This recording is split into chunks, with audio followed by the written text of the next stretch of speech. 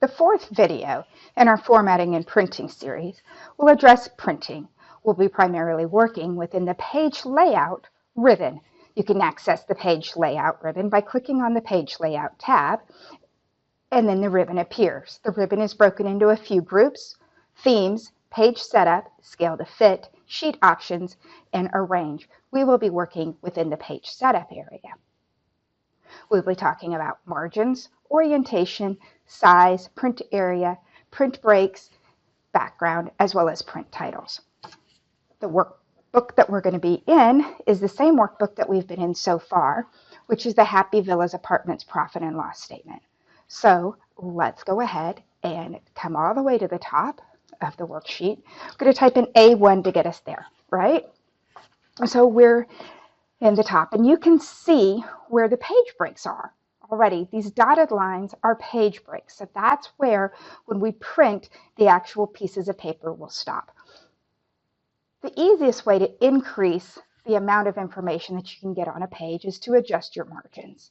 I typically like to go with narrow, which allows 1/4 of an inch on the left and the right, and 0.75 at the top and the bottom, which allows plenty of room for a header and a footer.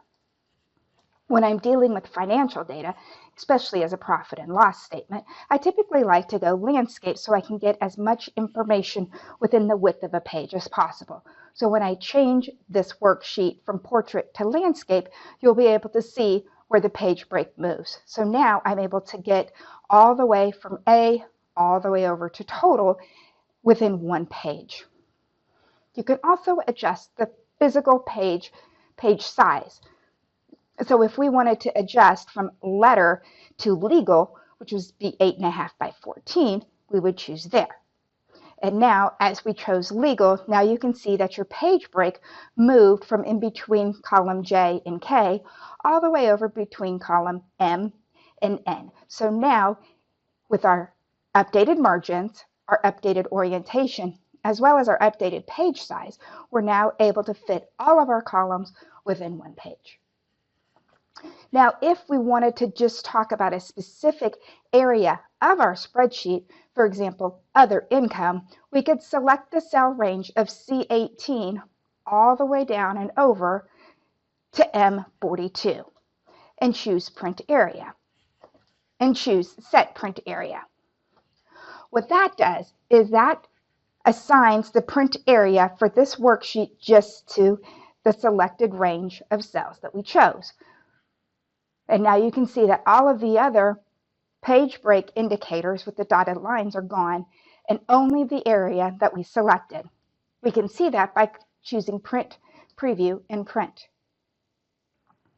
Now you can see that just the categories and other income are available to print. We didn't lose anything else in the spreadsheet, we just did the selection.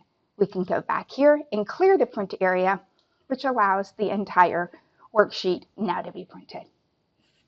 Page breaks allow us to choose where a break will happen. Excel, by default, goes through your spreadsheet and selects where the page breaks are. But right here, down in row 84, you can see that the heading for parts and supplies and repair is on one page, and then the actual is on the other. So we're going to take our mouse, we're going to select the row heading 84, we're going to come up here to breaks, and we're going to choose and insert a page break.